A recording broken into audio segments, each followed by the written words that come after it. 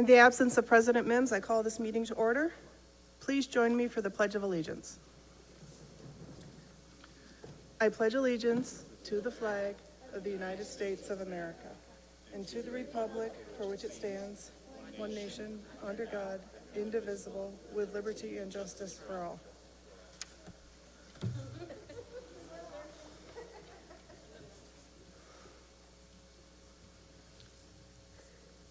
Do I have a motion to accept the agenda as presented? Thank you, Sarah. I think it was a second from Rebecca. Now we move on to the oath of allegiance to the recently appointed board member and vice presidents. I will start with Ms. Fumarola.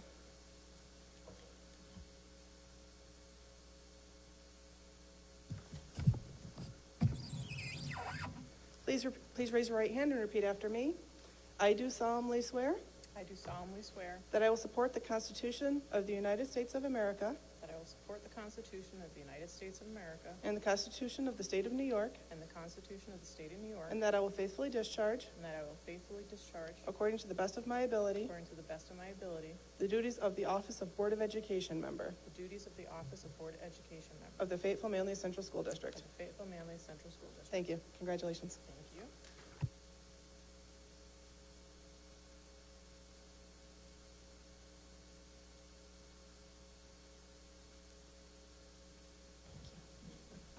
Raise your right hand.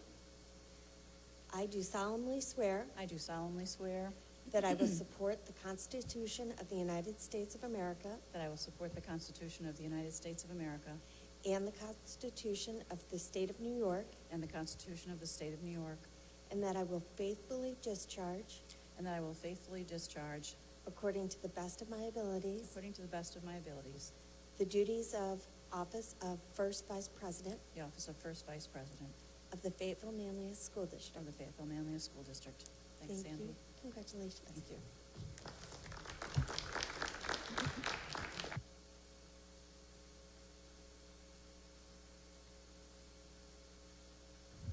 It appears that Sarah has disappeared, so. Raise your right hand. I do solemnly swear I do solemnly swear that I will support the Constitution of the United States of America that I will support the Constitution of the United States of America and the Constitution of the State of New York, and the Constitution of the State of New York, and that I will faithfully discharge, and I will faithfully discharge, according to the best of my ability, according to the best of my ability, the duties of the office of Second Vice President Second Vice President of the Fayetteville-Manlius School District. of the Fayetteville-Manlius School District. Excellent. Congratulations. Thanks.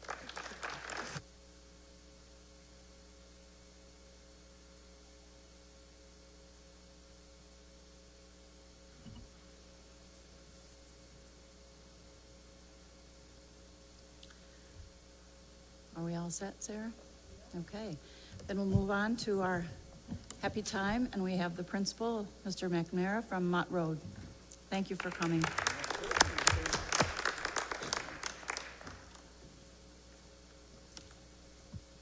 I wasn't nervous till Mr. Seidberg got here.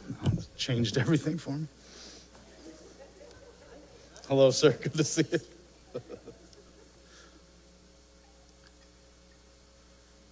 Good evening, Board of Education and District Administrators. My name is Patrick McNamara, and as principal of Mott Road Elementary School, I'm honored to represent the community, the district, our wonderful school, and specifically our physical education program.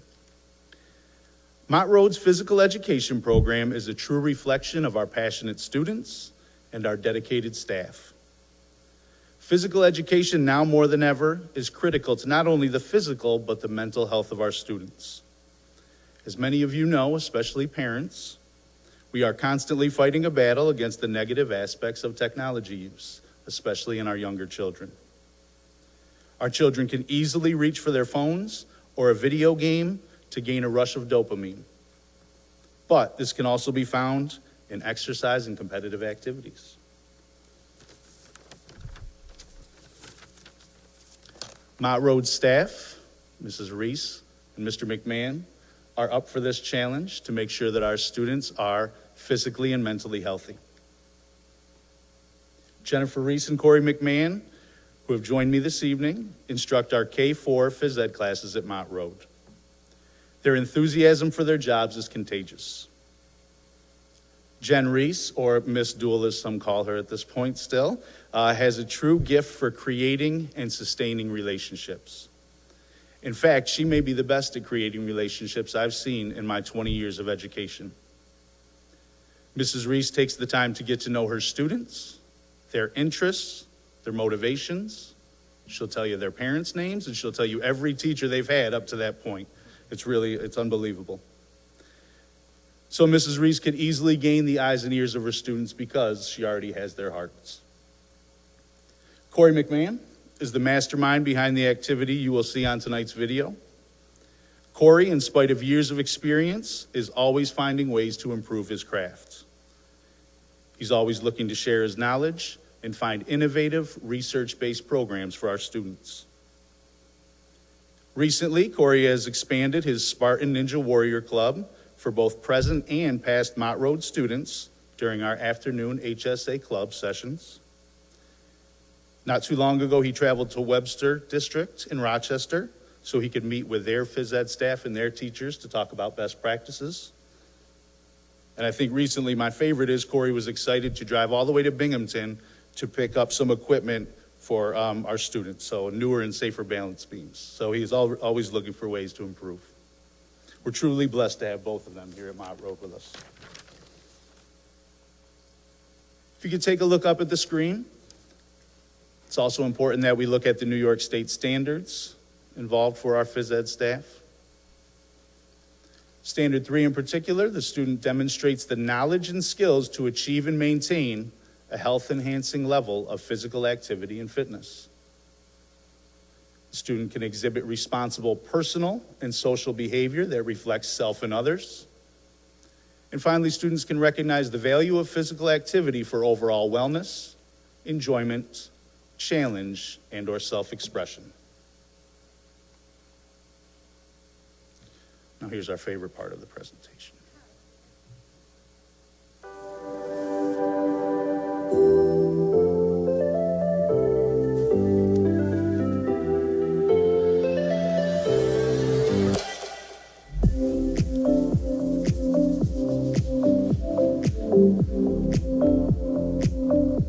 Hi, my name is Corey McMahon, and I'm a physical education teacher here at Mott Road.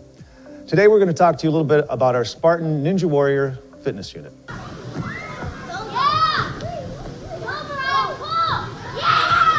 When my friends got me into the Spartan races, and I had so much fun myself going around that course and climbing things and swinging from things, and it was just such an exhilarating blast that I just wanted to bring some of that back here. And before you know it, we had engineers in here putting up zip lines and slack lines and mounts and transforming it into similar obstacles that I would see at a Spartan race. So then I'd show them a picture on the smartboard, say, hey, here's what I'm doing, here's what you do. And they make that relationship, which was kind of cool for them. My first year here, it was a regular apparatus unit where we had balance beams and parallel bars and even bars like most other phys ed places.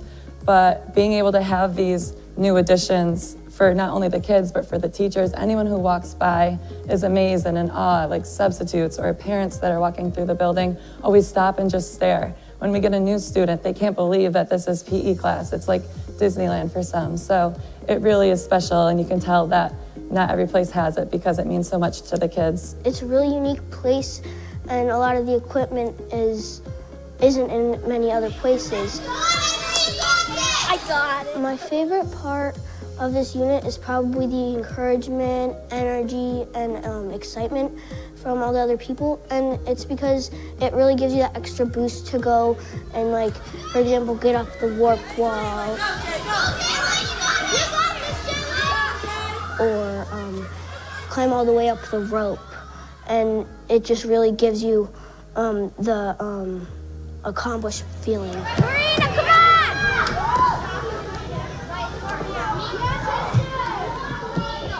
You got it! Well, for jumping rope, you only have to do one thing over and over and over, and that can kind of get boring. Where here, you can like climb up a warp wall and then go climb up a cargo net, then run through the inflatables, and then do it over and over again.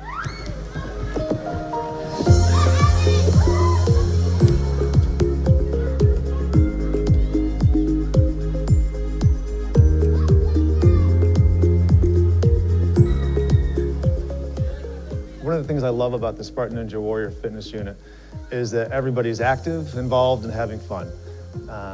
They really work hard no matter the challenge, and the way we scaffold our instruction and the challenges, there's always the next level. There's always something more for them to get to. There's always another challenge. So whether it's climbing faster, higher, further, getting a better time, they're always challenged to get to that next level. And what's next? What's next?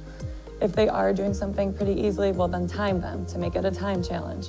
Or we'll have them race someone on the other side and see who can get there first. They always have something to work towards, so they're not getting bored. The challenge level is really never reached.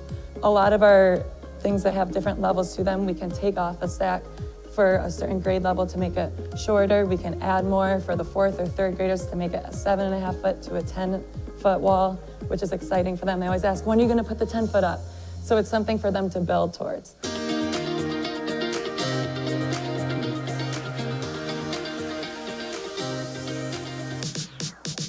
The goal setting that they do, the peer challenges, the one-on-ones where they race. There's just a lot of things that the students will bring to it that we didn't expect to see when they're cheering each other on and trying to get a little bit better, a little bit higher. When somebody does something for the first time, that's always a big, it's like, yes, I did it. And they got that look on their face like, holy cow, I just made it up a 10.5 foot wall. It makes me feel really excited and happy because everybody is so happy for me. It feels like I won a gold medal.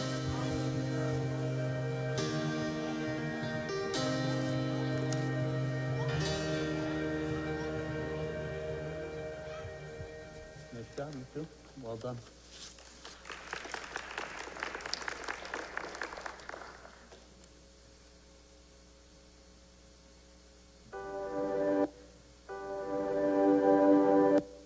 There we go.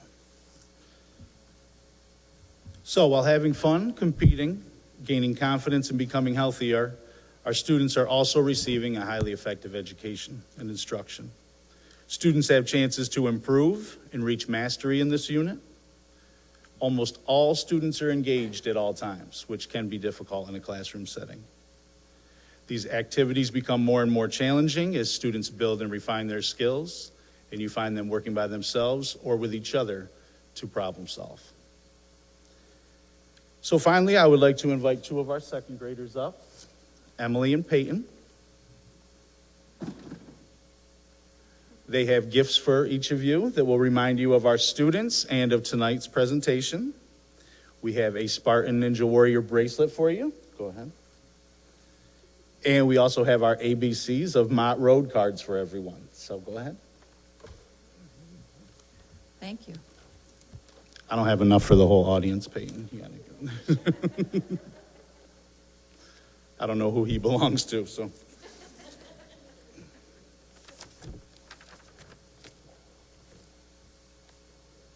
You guys left me during question time, or? That's all right. Are there any questions for me? I just want to thank all of you tonight, and Corey and Jen, they did a fantastic job, and they always do. When this came up originally, I knew exactly which discipline to choose, so I think this needed to be spotlighted, and they do an excellent job. Thanks, Mr. McNamara. Thank you. Mr. McMahon. Mrs. Reese, it was nice to have all of you. I wondered if there is a sequence that the children follow, Corey or Jen.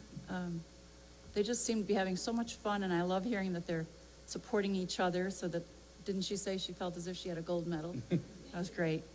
Yeah, it'll be a demonstration format when we first introduce the units, so they can go through and we make sure that they get a piece of all the stuff. And then eventually we open it up, and by the end they're just going through and through over and over and just going at their own pace.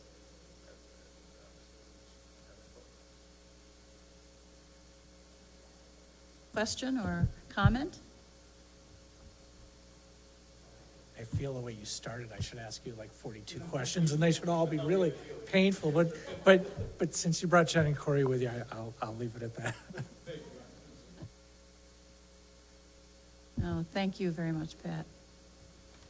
And thanks, children, for coming. Appreciate it.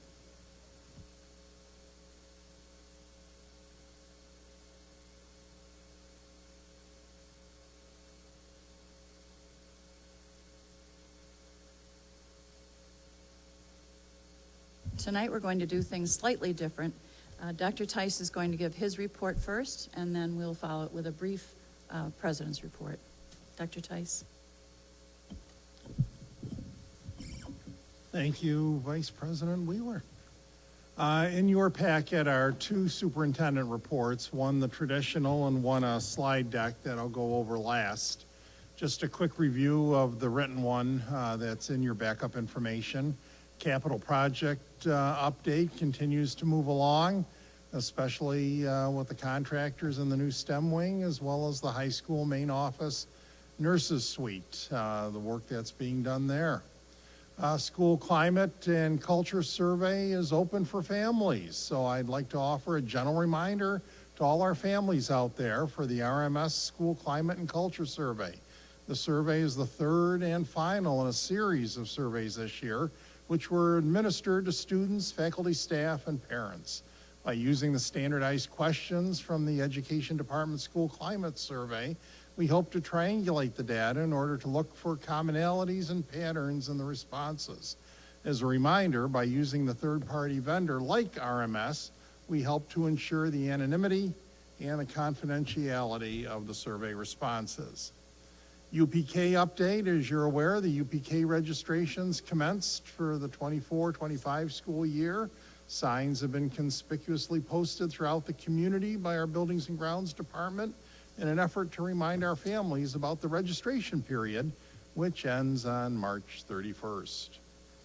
The Office of Mental Health approves our Tier 3 clinic space in the high school and both middle schools.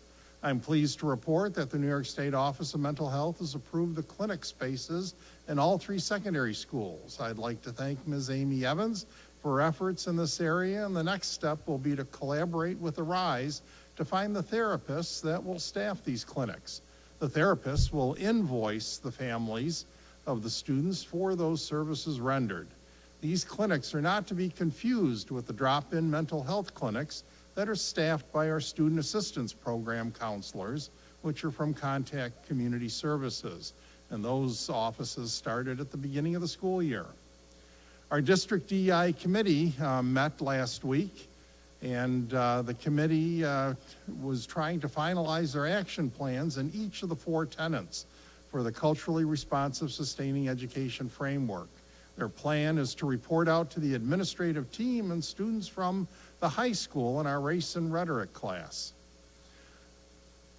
February 15th is CIRO and SPO Appreciation Day, and we celebrate the CIRO Appreciation Day this week as a reminder to our families about the importance of securing firearms at home using the Be Smart program.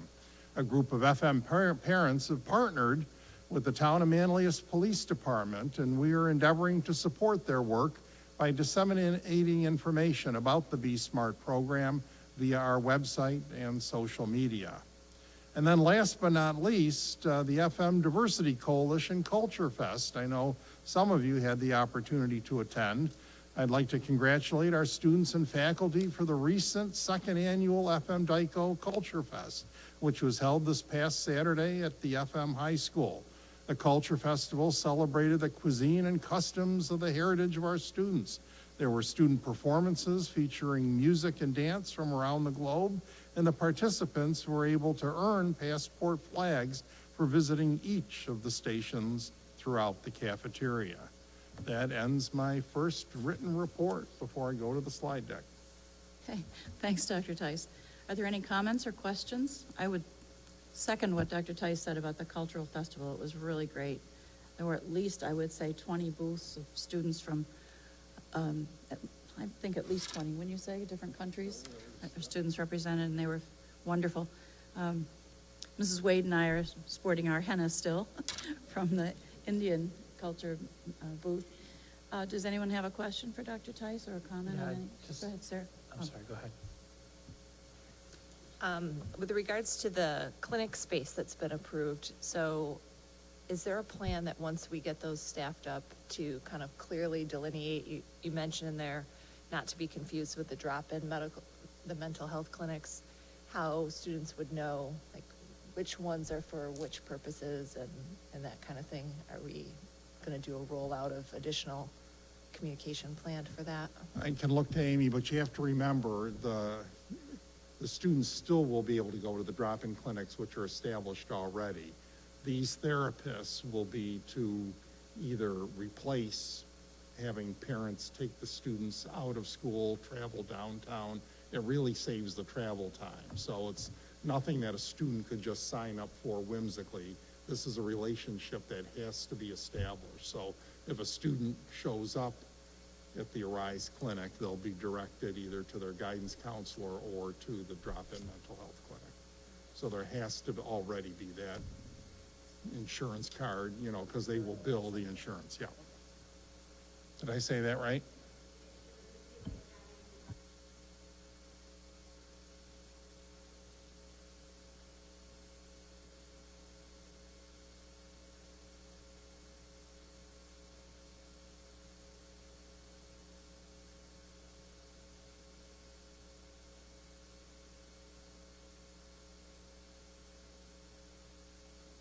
Dan? And, before Mr. Seidberg's question, just to follow up on that, and we have to remember, same thing, and I mean this only the most loving possible way for the county services, that if something were to happen, a student in crisis or whatever, these folks only see their caseload.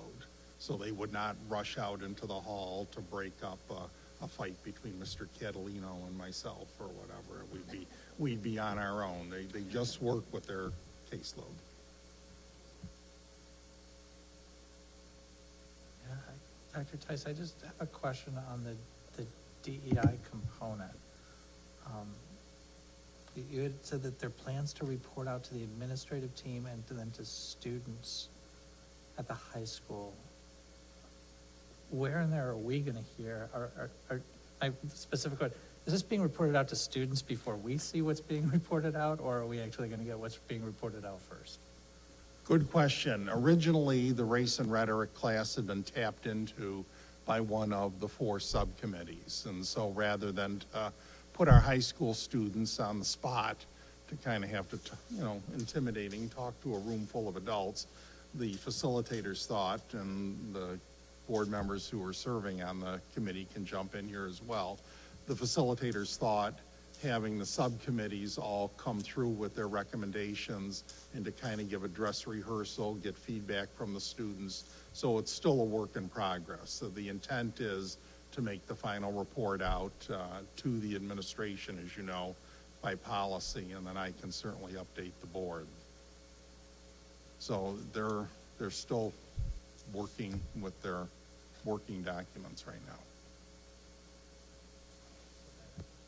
Part of the working process of draft plans then. I just don't want to see a situation where some student brings something back to a parent, it comes to us about, hey, this is what's being recommended, and we haven't yet heard anything about that. That's just what I want to make sure of. Agreed, and that's what we were trying to do with this, is to kind of funnel that information into one final report. It was very important for the committee to target all 4 tenets of the CRSE framework rather than just starting with welcoming an affirming environment and kind of ignoring the other 3. So they wanted to get a foothold in all. So certainly our ambition is there, our reach may exceed our grasp, but we're hoping to start small and let the successes build on the successes. Yeah, I guess I would just say, maybe Rebecca, you would add, the 4 subcommittees are still working and trying to formulate what next should be our action steps. But I thought the point and the value of having the students would be to have a dialogue with them, not to present any plan to go ahead. We still need to have conversations with our administrative team regarding next steps, so thank you. Well, I'll need to be got up to speed on the latest meeting, but I'm just also interested in how that will interplay with our budgeting cycle and if any of these items will be potentially need to be budgeted and considered, or is that not likely for this budgeting year? No, that's likely for this year. We've been taking copious notes to try to anticipate that. So I know when Mr. Corbin will start to present out beginning with the administrative budget at the February 26th meeting. The March 11th meeting will be the capital budget, which will coincide with other discussions. And then finally, the programmatic, where this will fit into, will follow at the March 25th meeting. So yes, we're trying to build it in sooner rather than later. So this is a bit off topic, but maybe since we're having the conversation about the committee, maybe the committee members, we could just get back together and connect on next steps in any ways that we can support. Because I know it's been a little disjointed from an attendance perspective. I agree. I think that would be a good idea. I think we were a little bit hamstrung without many people the other night, and we're also awaiting a return of Dr. Doughton, I would say. But there are a couple things that might need to be budgeted, but I think it's entirely up to Mr. Corbin and the budget, but. Be possible to work with Sarah Gridley or Sandra on coordinating a time to connect? Okay, thank you.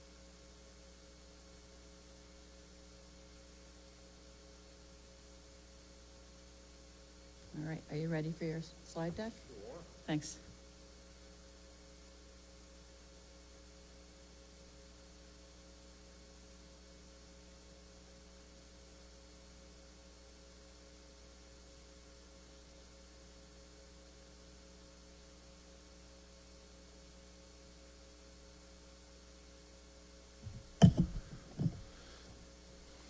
All right, I know the board had kind of asked last time for a little bit of a lead-in on where we've been with our strategic planning, kind of looking in the rearview mirror, but also to use it as a way to prime the pump for our discussion about goals for 2024.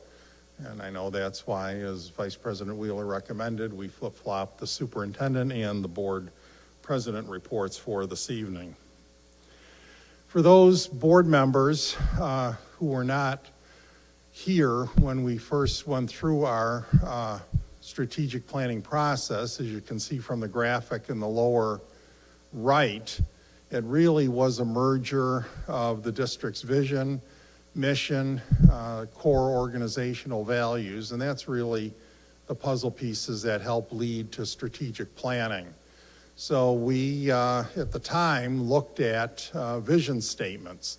And it was important for us to confirm the common goals among all our stakeholders, identifying the things that have made FM great in terms of the foundation, and whether I'm here, whether the members of the governance team are here, that will help FM to continue into the future.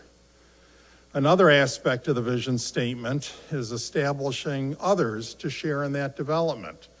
It really is a shorter statement that is out there that everybody can commit to memory. And it's important, and we followed this, not to rush the vision statement. We had a number of focus groups from working in the individual buildings to parent council, and even at the governance team level, which really identified what our core vision was. And the idea was to keep it simple, as they say, keep it short and communicate that. So that by having it be shorter, that the staff, whether it's the elevator speech or whatever, will remember it longer, and not to tinker with it. It's our destination. So what we ended up with at the time for our FM vision statement was a school community that was to inspire students and promote that personal success. And if you talk to a lot of people in Central New York, FM does one thing very well, and you will see that in our programmatic portion of the budget, in providing opportunities for students and staff alike. Mission statements, on the other hand, as you know, if vision is the destination, mission statements are how to get there. So in our case, the mission statements encompassing the values of the staff were very important, curriculum, assessment, in terms of targeting that mission. Obviously, it's longer than the vision statement because it is that specific plan going forward. The relationship between the mission and the vision must be clear, and you can see that embedded in our mission statement in terms of identifying those strategic, those core organizational values that carry us forward. So as you can see, our FM mission statement was to build on our commitment to academic excellence with a focus on authentic learning experiences, civic responsibility, and innovative programs. We will accomplish this in an environment that fosters meaningful relationships, honors and affirms the diverse identities and experiences of our students. That was an addition, you may recall, from our work with our policy committee and our DEI policy, supports the overall wellness of each student, and promotes continuous improvement in each of the district's priority areas. So what are those core organizational values? Well, certainly a commitment to teaching and learning. Some of the board members who were here at the time may remember that we had adjectives, descriptors, talking about quality teaching and learning, for example. We ended up taking all the adjectives out of there because we wanted our actions to be that commitment to quality, whether it was in curriculum and instruction, instructional technology, professional development, or creativity and innovation. We said positive school environment on the first iteration posters, if you remember, and we just changed it to school environment. Not that we didn't want it to be positive, but we knew that we needed to embed the positivity into our building action plans, whether it involves safety and security, character education and citizenship, inclusion and wellness. We talked about service learning and community partnerships, that we don't exist in a vacuum, that we need to communicate and collaborate, that we need to provide networking opportunities for our students, whether it's externships or internships, and volunteer opportunities as well. And then last but not least, we have to remember that our combined wealth ratio in FM is around 1. And even though those in central New York may think we're affluent, comparatively speaking, in the entire state, a combined wealth ratio of 1 is about average. So our commitment to fiscal capacity and responsibility, we like nice things at FM, we like providing opportunities, but we're cognizant of the bottom line. And financial stewardship and sustainability is important to us. Sound budgeting and business practices, facilities management and planning have been the hallmark of our recent capital projects in terms of improving infrastructure throughout the district. So what about last year's goals? Last year's goals talked about developing a plan to design and implement personalized learning paths, identifying areas of learning loss and/or academic areas in need of additional support, and to develop plans to address those. And the third one was to conduct a needs assessment, mental health, social, emotional, DEI, and develop a plan to address the gaps. Well, what did we do in terms of looking in the rearview mirror? As far as last year's goals, we did make inroads in terms of partnering with education elements. Certainly every time we meet with our faculty and staff and administrators, they want to know where this is happening, where is the roadmap to kind of handhold through the process. And certainly education elements, and you've heard me say before, one of their partners, Jill Thompson, is a graduate of Fayetteville-Manlius, and she has expressed an interest in returning to her alma mater to help us realize our transition from curriculum maps that stress content over skills to putting the skills first. And that's what we're seeing in terms of the portrait of a graduate going forward.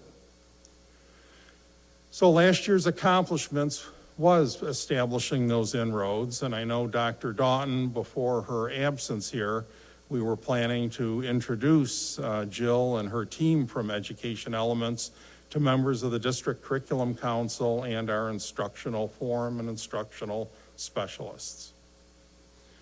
Last year's goals, we took a look at academic areas.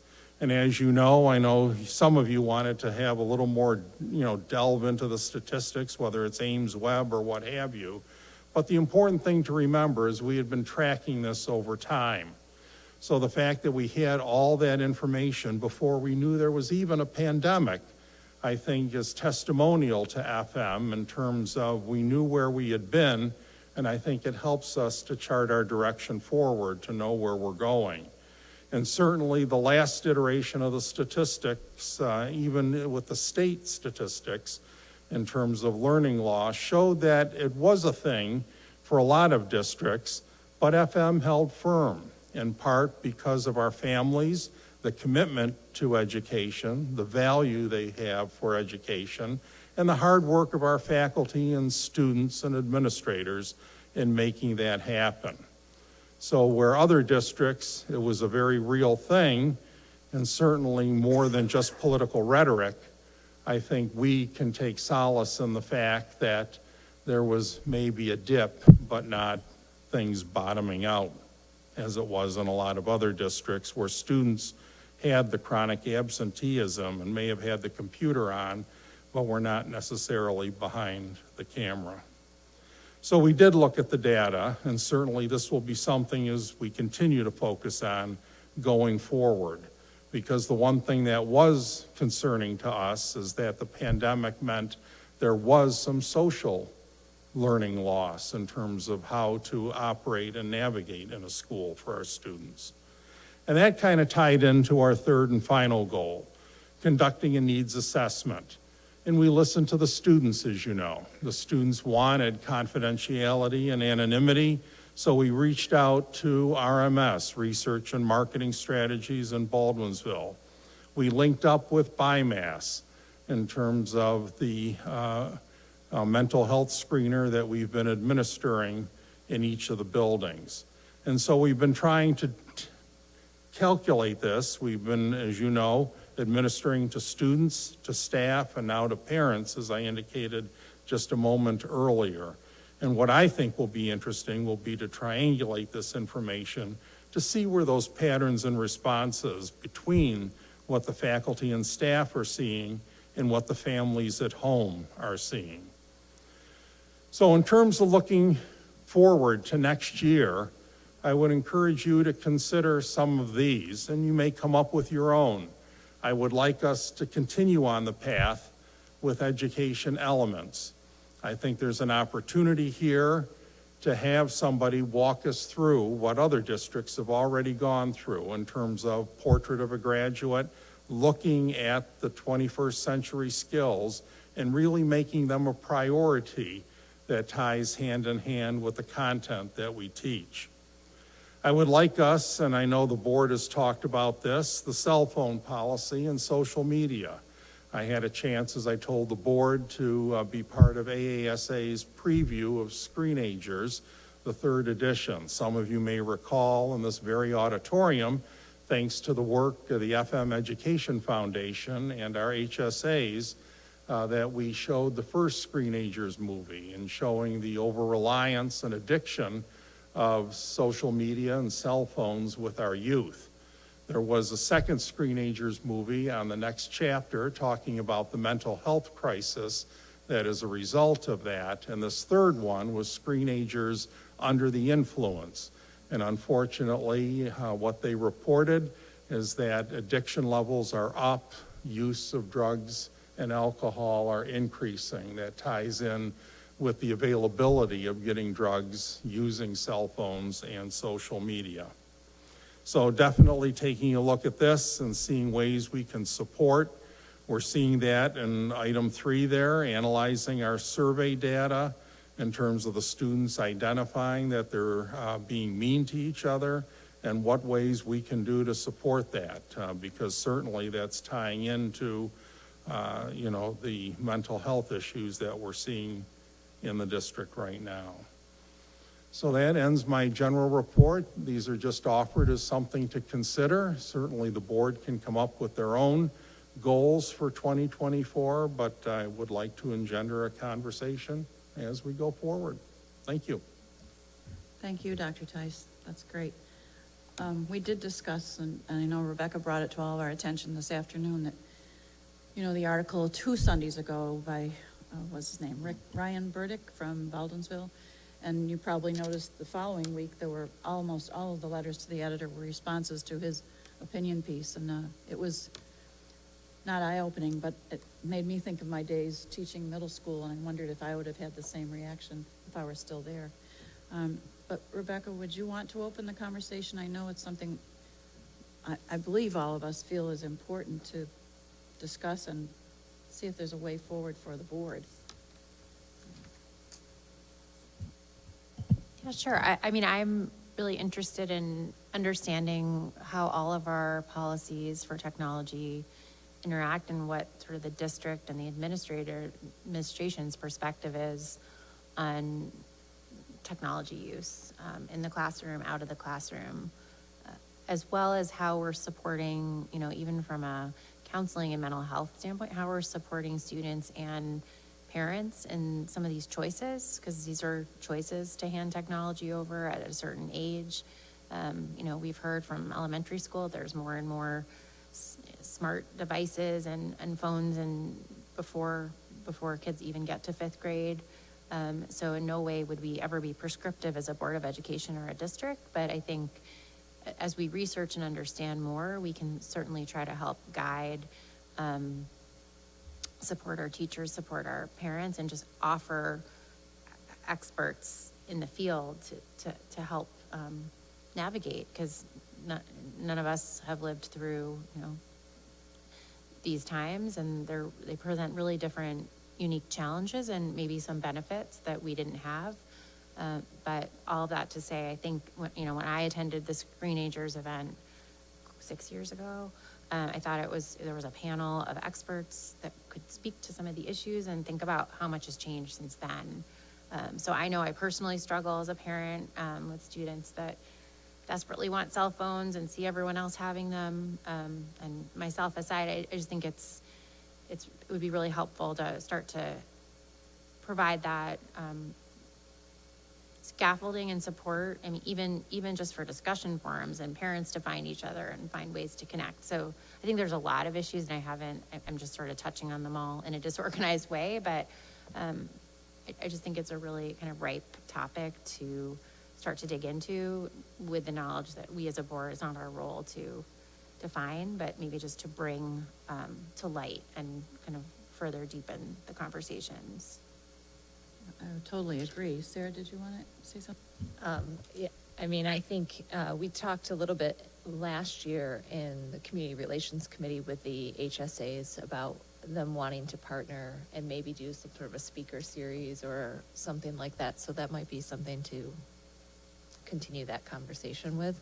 But I guess I'm curious, Dr. Tice, when you were presenting about the different statistical reports, and then there's the other set of data that we can get from our teachers and our staff members who are seeing the kids on a daily basis. If the use of technology and social media and cell phones and all of those pieces are coming to the forefront in conversations that you're having with teachers or in the survey results, like how that all dovetails together with kind of putting a plan for, as a whole, what kind of elements might be missing or we could help kind of supplement within the school system and the community as a whole.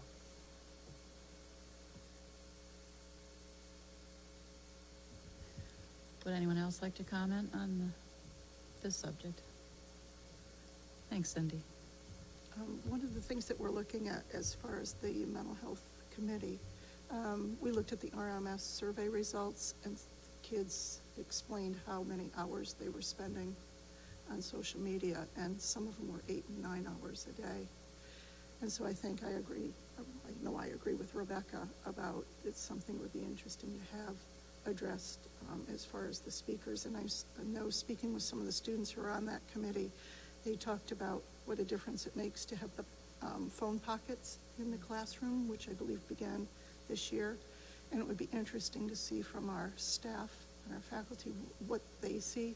But a lot of the kids said it eliminates some of the stress during class and they can focus better, while others apparently are not very happy about this whole policy.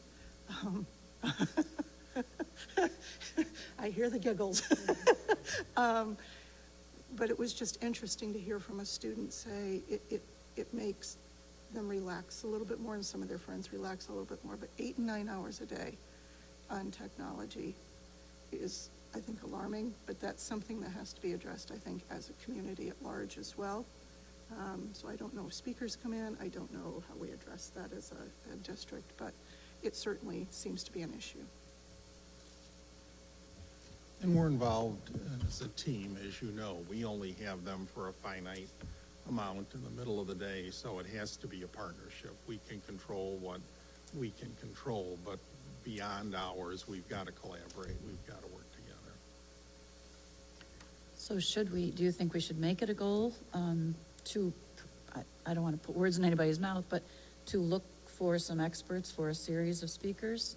But I don't know which one of you said it, but for parents to have the opportunity to talk together so that they can support one another, even with ages or whatever. Sarah? Well, I guess I wouldn't want to be so prescriptive on, I don't view that as really a goal. I guess we need to like maybe think of it one step up and maybe look at the issue as a whole for like what's happening in our district and how does technology impacting our students, and then maybe figure out like an action plan as a result of that. That's kind of more what I would think might be a good goal to set with this in mind, and then the how can be figured out by the administration team is my thought. I just want to make sure I understand, because I've heard slightly different versions of the same thing. I've heard concerns on hours on technology, and then I heard hours on social media.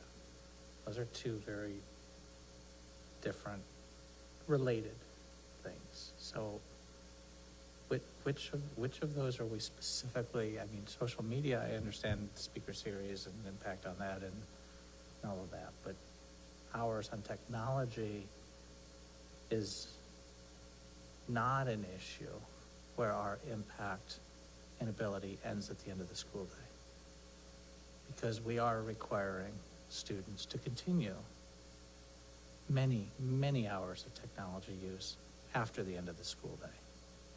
So I just want to, maybe we don't get to clarity on that tonight, maybe we do, but I want to be really clear if we're going to talk about where are we setting goals or not. Are we talking about technology time or social media time? I don't know if we're just talking about time. I mean, I wasn't really talking about technology hours as much. I think social media, there's a lot of links to mental health issues.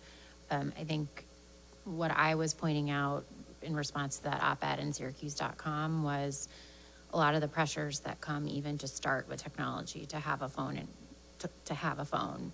And there's a whole wait until 8th movement that is even involving a lot of school districts to help think about how parents can support each other if they're trying to delay having a smartphone. But there's some of those pressures that I think are more kind of middle school.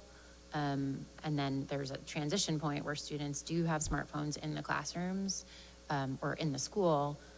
And then social media seems like the next thing. So I see it almost as a continuum of use, and it's not for us to prescribe, but just to sort of educate based on research and think about really how these issues are affecting our students during the school day. I mean, to some extent, and how some of those issues around social media are causing a lot of problems even socially during the school day.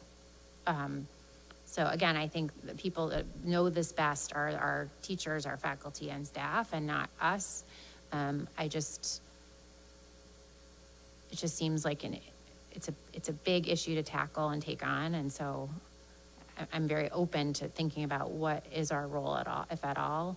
But something like if we had a targeted topic, a conversation where we could maybe have something to watch and then react to, and have different angles to just hear from parents and students if interested on kind of what are the issues rising to the surface within this topic.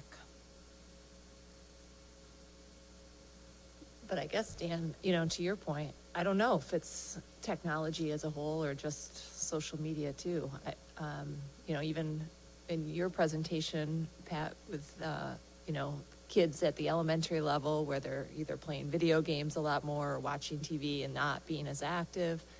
So, I guess that's where we don't know, how it's impacting students. And then, we went to the Agents of Change presentation, and even the students there were talking about one of the things they learned were how to write an actual email that was to someone other than another student, to an adult of some sort.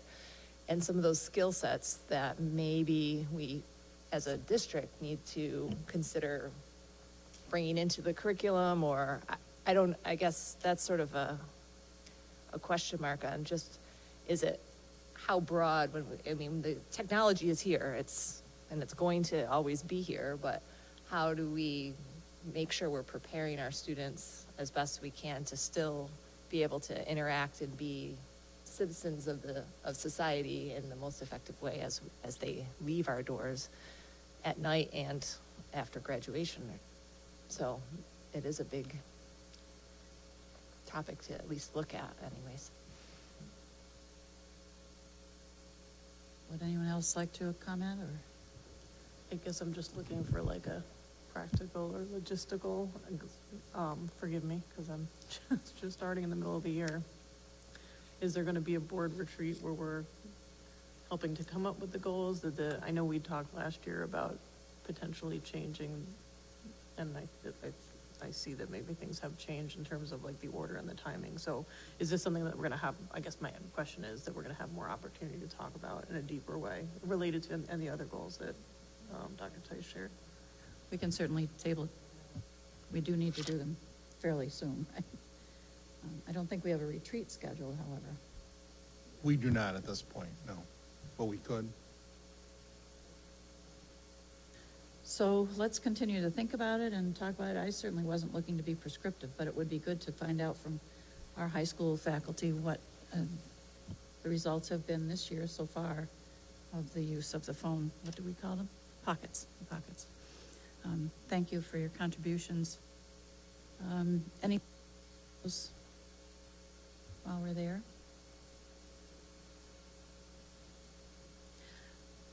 I wanted to ask you about elements, I think. How will that work, Dr. Tice, in our district? I know Jill will come in, but The idea was, and again, this is before Dr. Doughton left, we were looking at trying to bring the education elements folks in this spring so that we could schedule any summer work that would need to be done. And it's ongoing. They put a proposal together here that was multiple years. I mean, our curriculum maps were not created overnight. So it's a matter of working through those and sifting out the skills.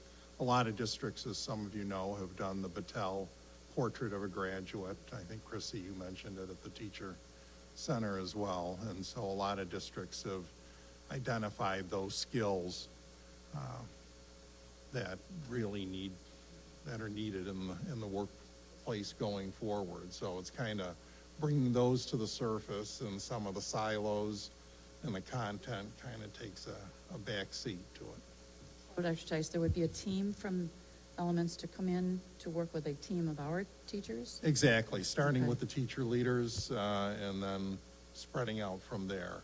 And certainly part of the method to the madness, as you know, the New York State Blue Ribbon Commission has identified changing things up a little bit right now in terms of the graduation requirements. What's still missing is the roadmap, the vision's there, the mission, how to get there. The details still need to be ironed out. So the idea was to work systemically and systematically through it to make sure that we're hand in glove. So if we're putting electives earlier, moving regents to the end, before the post-secondary, I mean, what does that look like in terms of engaging the students?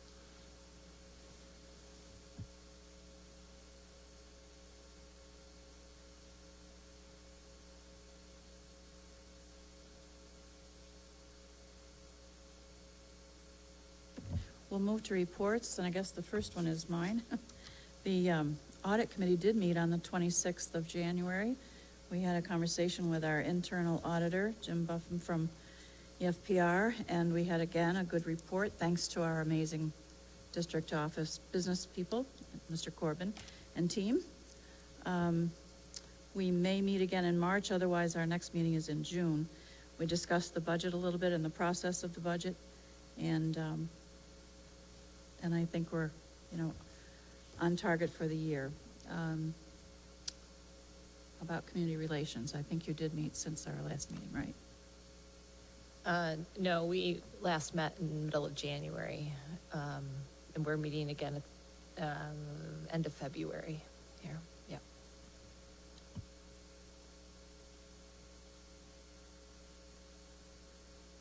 Facilities, you weren't here, so would you like to share Yeah, anything, Dan? I mean, we're gonna meet this week, so there's some rather urgent needs in a few buildings and a few buckets collecting drips. And so we will have a much more in-depth discussion with this board on whether there's a building referendum coming simultaneously with the board vote in May. We'll have more on that very soon. But Mr. Seidberg's correct. I mean, there's timelines, so I think the idea would be to come back here on the 26th to have a discussion, and then we could be joined by the architects and construction management on March 11th. But there'll be seekers, there'll be 45-day notices, all the fun things that go with it. Sad but true. No, the policy committee's been working right along. Do you want to report anything? Wait, that's Kelly. Sorry. Thanks, Kelly, for taking it up. Sure. Yeah, we've met twice since I've joined the committee. We've been going through recently the 4000 series transition to NISBA. And a few other policies have come up. Everything's outlined with a lot of great detail in the reports for each of the meetings. The one that I guess I'll point out for tonight is that in the 3000s, the superintendent policy 3100, that we eliminated a lot of like the extra language around it. So, certainly when we get to that, we can talk about it. But it just felt like we wanted to be aligning high level with the evaluation tool that the board uses, but not be too prescriptive by listing all of these other things that could change in the future. So this way, it kind of keeps these very high level things which seemed fitting for a policy, and obviously, making sure that aligns with whatever evaluation tool we agree to use every year. So. Thank you, Kelly. We've kind of talked about DEI. It was I think we've covered it pretty much for tonight, unless there are questions for anything. And mental, Cindy? We looked at the most recent student RMS survey, so we now have had 2 surveys with the students as a committee, and in our breakout groups, we started to focus on areas where we saw positive things, areas where there are needs, and are looking at what can be done, what things can we do, and the challenges of implementing those changes. And we will be compiling some results and having results in on March 1st as groups. And then the 2 chair people, Dr. Carmen, and I'm sorry, I don't remember the other gentleman's name, we'll have a follow-up meeting on March 20th to look at what all the groups have come up with and see what we can do possibly moving forward. So similarly to the conversation regarding DEI, is that gonna flow into budget conversations as well? Any recommendations from the mental health task force, you think? Yes, I mean, I know they've talked about, for example, as you know, with our student assistance counselors, we have one full-time at the high school, there's one shared between the middle schools, so they've asked one for each of the middle schools. in some of the initial conversations, so that has been budgeted for.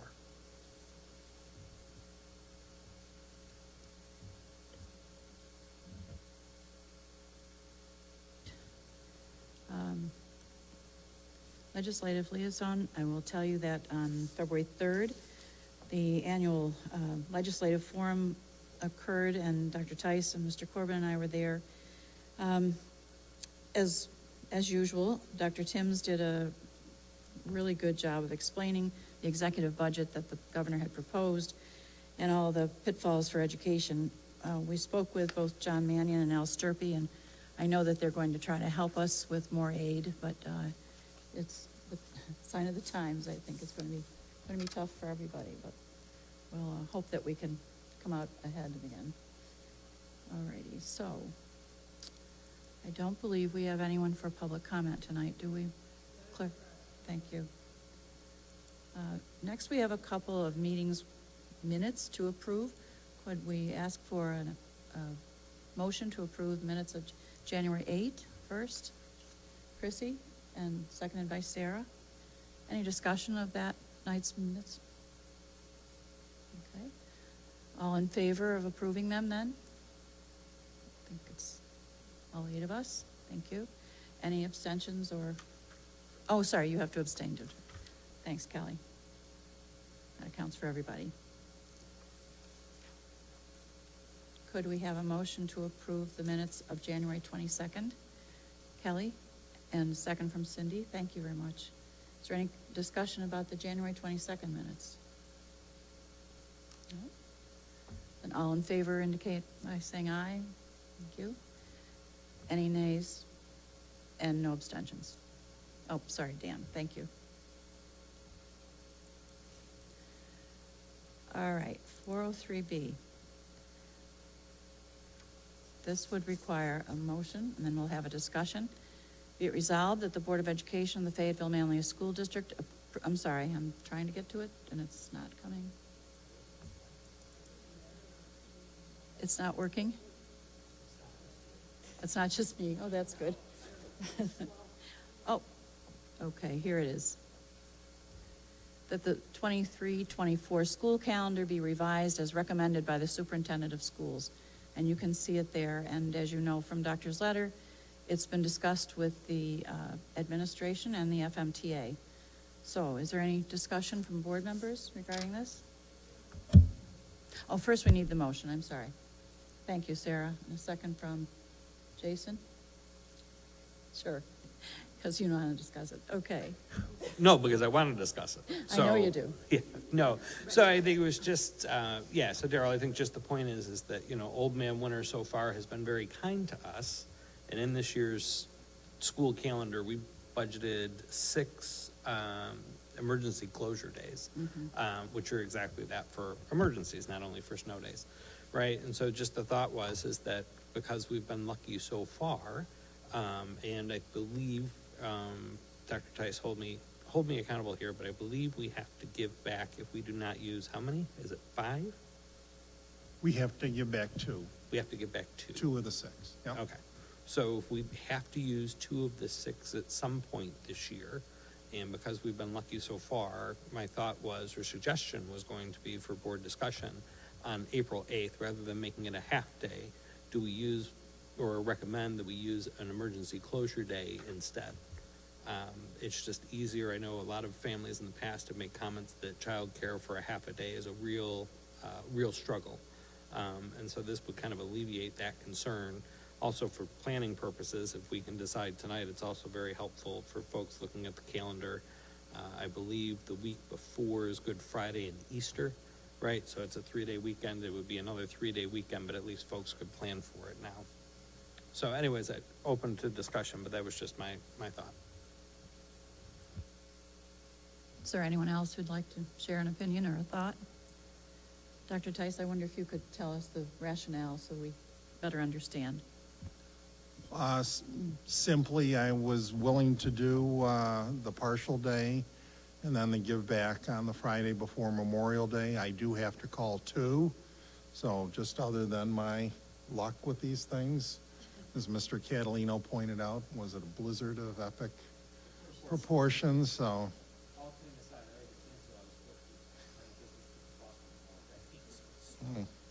I'm not adverse to giving the full day off. I think I noticed in the media today, the Buffalo area schools have given off the Eclipse Day. So we can schedule a full day off on the 8th or a full day off on the Friday before Memorial Day. That would leave us with 4 emergency closing days.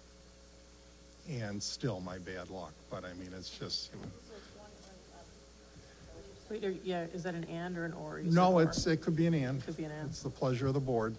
I would just as soon make the decision now so people can plan accordingly. My computer's not loading, so I can't seem to pull any of this up. Can you remind me, please, where this year's calendar falls with respect to the election day in May? Are we open? I know closed. I know obviously we've had issues with that in the past. Pending board action on the resolutions for the school budget vote? Yeah, huh?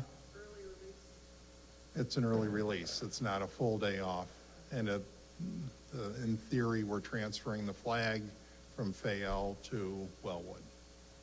And it's an early release to avoid the lunches. So that's the other, or another option too, is to convert that day to the full day off. We've had those issues, we've had those requests enough times too, that's, one of those 2 days is gonna be an early release day, right? So the question is which one makes more logical sense to be a full day? So just wanna raise that while we're talking about this. So, correct me if I'm wrong, but the discussion about the Eclipse Day to be early release was a mindset of a safety issue, right? Because the kids would be getting off the buses and maybe start looking at the eclipse. Is that Some why have we started said this that. conversation? The concern is the eclipse will happen primarily at the elementary school dismissal. So the concern is traffic safety. So if students are in crosswalks, exiting buses, so won't we have that same issue if our staff is being released at, they'll be getting out at that same day because it was going to be a professional development afternoon, right? Or was it an early release day for everyone?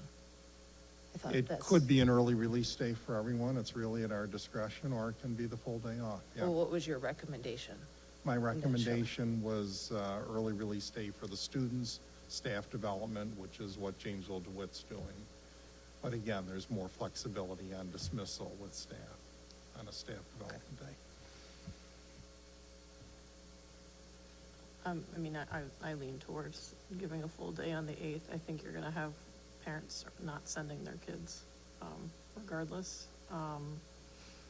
And that way, while some of me feels like, wow, to send kids home from school on such a teachable, if this were earlier in the morning or in the middle of the day, maybe it wouldn't be, the same, analysis, but because it is occurring after school for most of the kids, I don't know, there's opportunities there, I think, for people to, have planned their day. Some people might travel for it. I don't know. It's a once in a lifetime event, that I think that if it's a half day, we're gonna get a lot of people, probably also because of the daycare issue. So practically speaking, it just feels like giving off the 8th, as well as the 24th that you planned makes sense, and then we just cross our fingers that we don't have and we just leave before.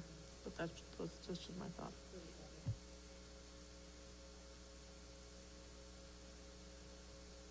Well, do I hear a consensus then? I don't, should I ask? Well, we have a motion to discuss. Now, do we need a? Probably to amend, yes, for the full day off on the 8th. All right, so I would need a motion to amend this. And you want to amend it to give the 8th off as well as the 24th? All right, and a second. Okay, any more discussion? All in favor of that? Okay, any noes? And nobody abstained, I think. Quiet, quiet, could you hit the gavel, please?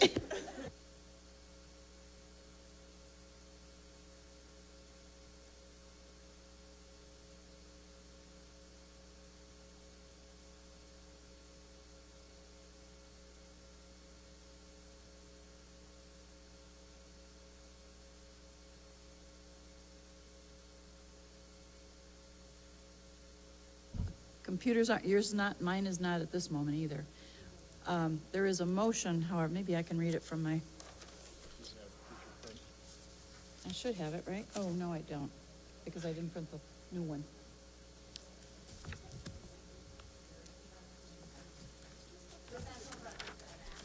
A lag? I didn't. Oh, okay, doctor gave me his, but I think it came up just now. The tax certiorari, okay, thank you.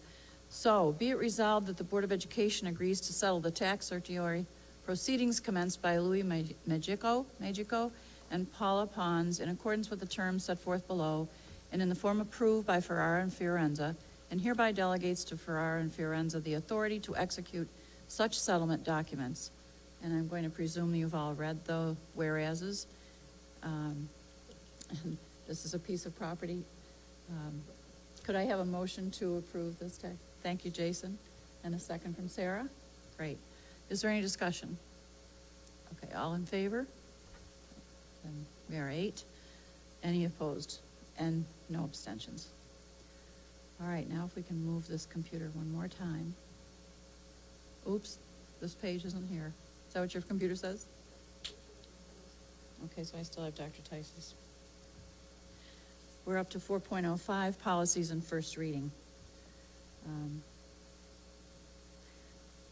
Be it resolved that the Board of Education of the Fayetteville-Manlius Central School District hereby move policies 0115 and 9645 into second reading. Could I have a motion for that? Sarah, thank you. And Kelly, a second. Is there any discussion about those policies? Okay.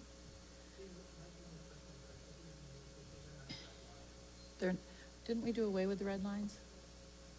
A few months ago, I think. Sarah? Yeah. Yeah, we were posting the clean version to make it easier to read, but the red line version was available in the committee notes, correct, Sarah? I'm looking. That seems fair. So is there any discussion about either of those policies? I would hate to change your policy. It's hard to know what was changed if we can't see the red line. Is it very cumbersome to show both? Well, I think what happened last time was people weren't sure which we were accepting the changes because it was just showing all of marked changes, right? And so it was, The question was when we discussed that, was that there were multiple inputs from multiple different people, and we weren't sure which ones were from where, and it was requesting to have that cleaned up. But it would be really helpful, at least to me, in this process, if there's the clean copy and the red line copy, so you can look and see, well, what's being, is this a 2-word change? Right. Or is this a massive change versus each one going back to the prior committee notes to figure out where that one was discussed and find and search for, it would be a lot easier. And if it's difficult, some of these, because I remember there were some that had legal input and we couldn't tell which was legal, which was the committee. I understand, I mean, in a perfect world, we'd be able to tell, but I understand even if that has to be sort of a messier process, but I still think having a red line and clean version of each just allows us to see the changes and then be able to read it without, if that's doable. Or you can, I guess, I don't know, if accessibility wise, if you could be presented in Word, probably not, because I was gonna say you can also, because of accessibility, allow you to do Word, because I was gonna say then you could view it without markups, but that's not.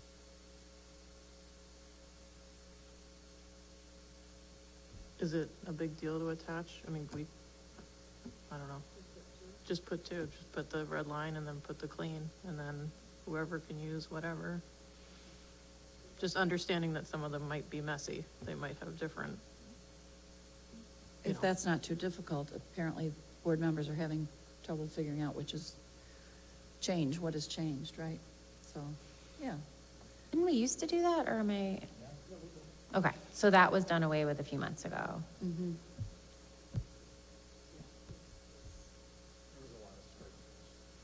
Yeah, it was intended to try to make it easier to read, but I think we can easily, I'm looking to Sarah, because she's, be able to attach both versions. Then we'll have to vote now to approve these policies in first reading. All in favor? Any opposed? No? Okay. Thank you. And now to be it resolved that the Board of Education of the Fayetteville-Manlius Central School District hereby moves the 3000 series policies into second reading. Is there a motion to do this? Cindy, thank you, and Kelly? All right. Is there any discussion? Yeah, so this one I did. I appreciate, Kelly, thanks for the explanation before, but I didn't quite understand. But this is a straight local policy, and it's job description of superintendent. And I remember having gone through this in prior years, and my view on it had always been that the policy that we had made sense because it made it very, very clear as to what expectations were in a variety of areas. And we've, in this new version, it takes what to me was very clear expectations and makes them very vague. And on a job description, to me, I always prefer to err to specific, not vague. So that's my view on this particular one. Yeah, we'd spent a good amount of time talking about this, and we anticipated that could be a thought. I think job descriptions, I think we were also thinking for the future, not that, we want Dr. Tice to be here, but eventually when the board looks for the next superintendent, like, do we want to pigeonhole ourselves into something very prescriptive in the policy? So that was just the thought process, but, we absolutely are open to hearing other people's thoughts about it. It's just something we thought we would put out there because we were in agreement as a committee. It made sense to me because that's what we use to evaluate the superintendent, right? Those are the five. Right, yeah, and also understand that, like, the evaluation tool should be related to those things that we're looking for the superintendent to do each year. So I think we were thinking that was almost, maybe not the right word for it, almost like the regulation related to the policy, like how we're gonna decide whether the superintendent is doing the job that we asked them and tasked them to do. But I think this was more because it's codified in policy, that it just felt very prescriptive. And while I don't think we disagreed necessarily with any of it that was written there, it's just that, again, there might be other things that we might want to look at for a job description for the superintendent, were that to come up sooner than later. Yeah, I mean, it wasn't a particular match, to your point, with either the NISCUS or the NISBA, and that's what Kelly's trying to say. So I think we reduced it to the 5, because that's what the board has reduced their feedback to, those 5 areas rather than each sub-bullet, correct? Okay. Anyone else would like to weigh in? Yeah, I would just say, yeah, it's consistent. We tried to make the categories align with our evaluation tool, with Super Eval, with what we're using. We did have discussion. We had another version that had a lot more bulleted detail, but then to everything that Kelly has said already, we just wanted to leave it open, that it wasn't codified in policy, if we wanted to make some changes and all of those kinds of things that would be a little more flexible for us. But I guess what would you, I guess the thing I'm struggling with is what would you be changing? right? So I mean, the superintendent's role is the superintendent's role, so I guess help me to understand the need for flexibility and expanding. I'm not following that. Well, I think within the detail that was listed, I think any one of those could potentially change, or we could add more to it, and it just felt like when I was going through it, I'm trying to remember what the other one was, but there was a couple things that I would have not even wordsmiths, added some things to it, but they're things related to, based on what I think's happened certainly on my tenure on the board, and I think that there could be other things that we would have put under those list of bullets that were there that I think could change given any number of circumstances. So it just felt like it was too detailed for a policy that should give kind of the high level, these are the things that the superintendent is responsible for. And then when you go out and look for a superintendent, you are specific as to what that job description is. And then when you evaluate every year, we have to approve the tool. So we evaluate on more specificity there. But to put that level of specificity in here, when under each of these 5 categories, I could have certainly tweaked any number of the things and as I started to go through that process, I was like, well, I'm going to tweak it one way, someone else is going to tweak it another way. And, as a policy, it just felt like there was too much detail in it. But again, just our thoughts. Well, today's discussion, if you recall, was the fee for impartial hearing officer of $100, which was great for today. But then the fear is that down the road, it won't be,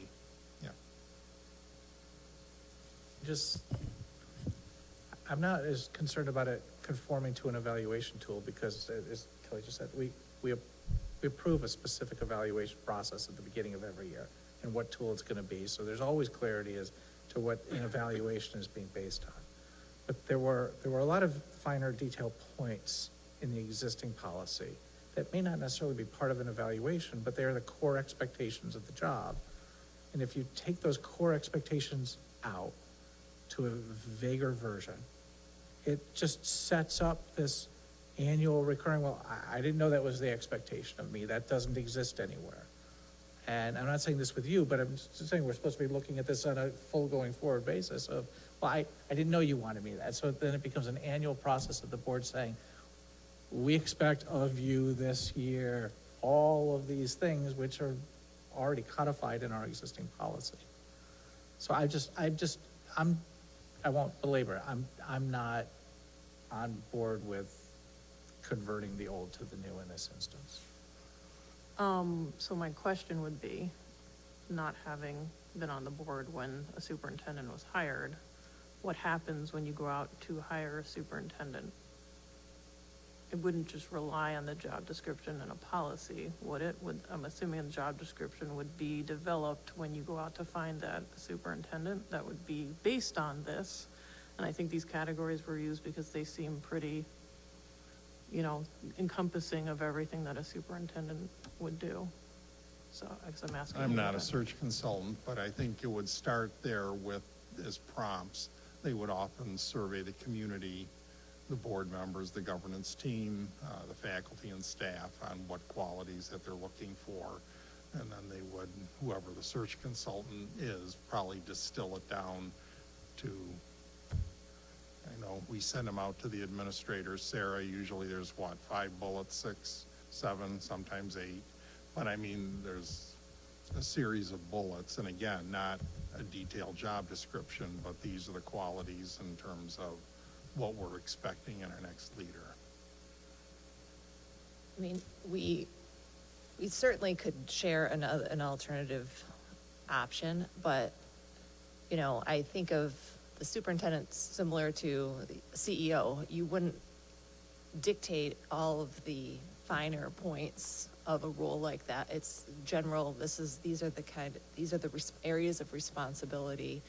And then, if you were looking for someone new to fill that role, you would be looking at what the strategy of the district is at that point, what are the priority areas, and maybe you would be tweaking those to align with wherever we are at that moment in time, what we think we need moving forward.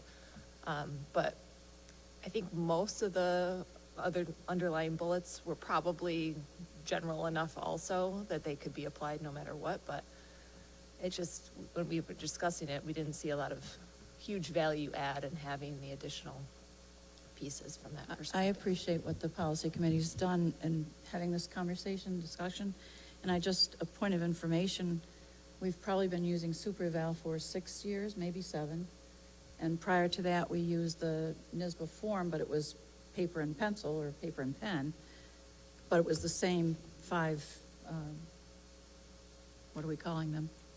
The job description, they call it, but it was the same 5 pillars. So it just was done with pen rather than computer. So, I mean, for 9 years, we've used the same one. I don't know what chance we're going to. I am open to either, and actually the proof in the pudding is I've lived with both. I just think the policy committee, in fairness to them, were debating the same thing the board debated. And if you remember, President Mims and I met with SuperVal to turn off all the sub-bullets to just get it to the 5 categories, because some board members were having trouble coming up with a comment for sub-bullet A, 5B, I mean, it was just, so I think that's what the policy committee was trying to capture, the main thought.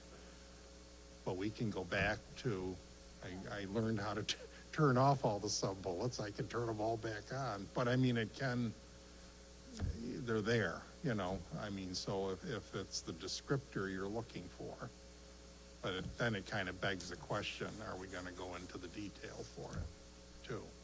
Yeah, I mean, so Sarah worked on a more detailed draft, so if the board would like, we can share that. It's up to all of you. And we can, continue to look at this.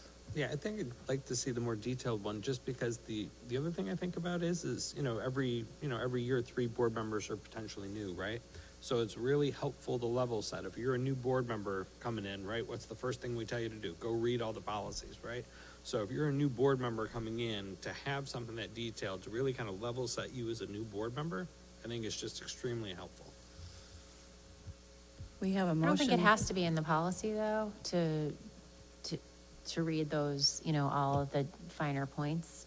I think it sounds like what the policy committee did, and I just don't think I have access to this yet, so I don't know if it's a fully informed discussion, but I support what the policy committee did. I think it aligns with sort of our goal of trying to simplify policies and not have them be overly verbose or have too much detail, as long as the information that was there or would have been there is elsewhere, so that board members, in new orientation or current board members can review. But I think it's all there. Thanks, Rebecca. Yep. I'm sorry. And to piggyback, Rebecca said, policy is policy, job description is job description. You can have a job description, whether it's for me or my successor, so they're just 2 different things. It's, I think, what you're trying to say, what goes in policy and what can just be in the job description. So. Because you can't get your screen. I'm so sorry.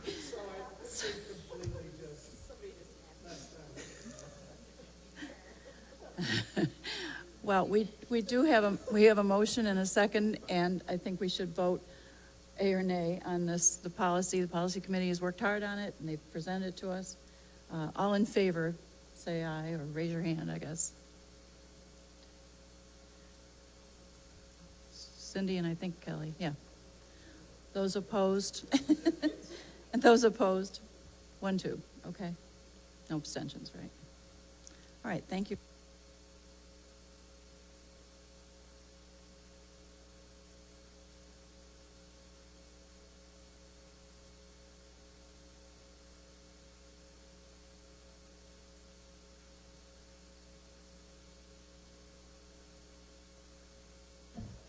It is a board docs problem, but I did pull it up. If you don't mind, I'll read the resolution. Okay. Sure. 4.07, authorization. Be it resolved that the Board of Education of the Fayetteville-Manlius Central School District hereby approves the authorization as presented. It is a revision to the substitute teacher and homebound teacher rates.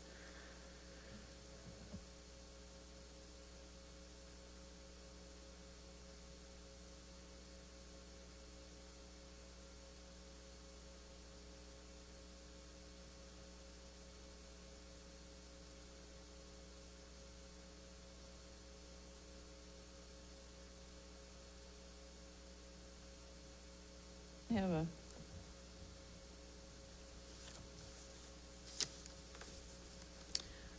I'm just going to mention under board development that we do have an obligation to fulfill the vote for the BOCES seat on April 17th.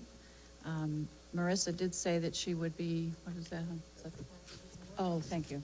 Okay. This is in board docs. This is the packet from OCM BOCES with all the names of the nominees. And Marissa is interested, so if it's your pleasure tonight to nominate her, we can get this off our plates. And then we will have that, you'll probably remember, the 5-minute meeting in the morning at 8 o'clock to pass the BOCES vote, correct? So would anyone like to move that we nominate Marissa for this position? Daryl, yes, I would be happy to. I just want to also add that we discussed that if it wasn't Marissa, then the seat would go to JD. Right. So I think that's an important Yeah. note. Right. And JD has had it for about 30 years, so it's our turn. We have a motion. Do we have a second? Kelly, thank you. Is there any more discussion? All in favor? Raise your hand. Okay, looks like unanimous. Thank you very much. I feel I've handicapped you, Dr. Tex. 5.02, potential consideration for future meetings. I think we've touched on the fact that we will move on to school start time as soon as we get our high school construction underway, or finished, really.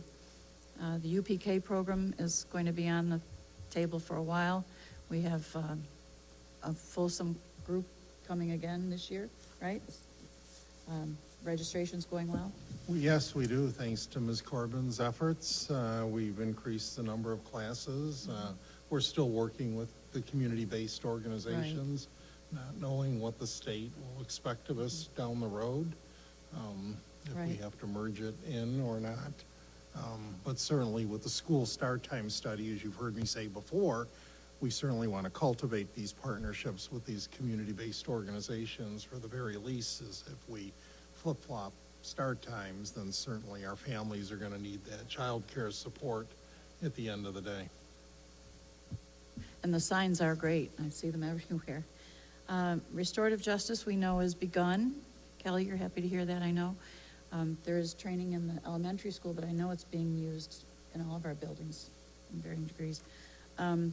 The aquatic center, we're still awaiting a meeting with the town, or do you? They're trying to set something up towards the end of this week, so I know it is on Mr. Corbin's calendar. I'll be out of town at a conference, but we will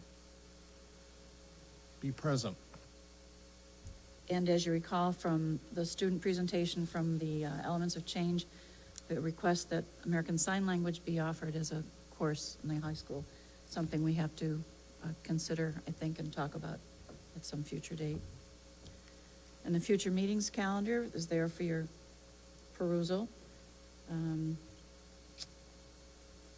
dates to remember, we have 2 musicals coming up in March, the high school musical, Big Fish, and then, of course, Annie, and at Wellwood, and toward the end, right, of the month?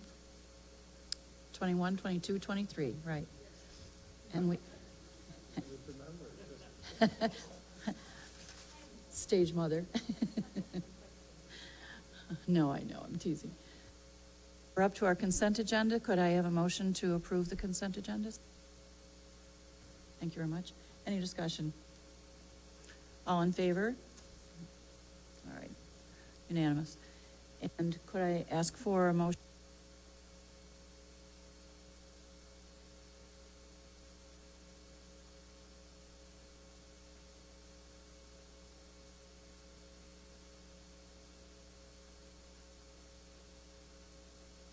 history of a person and the evaluations, I thought that was part of and the evaluation of the superintendent. Thanks, Rebecca. Chrissy, second. All in favor?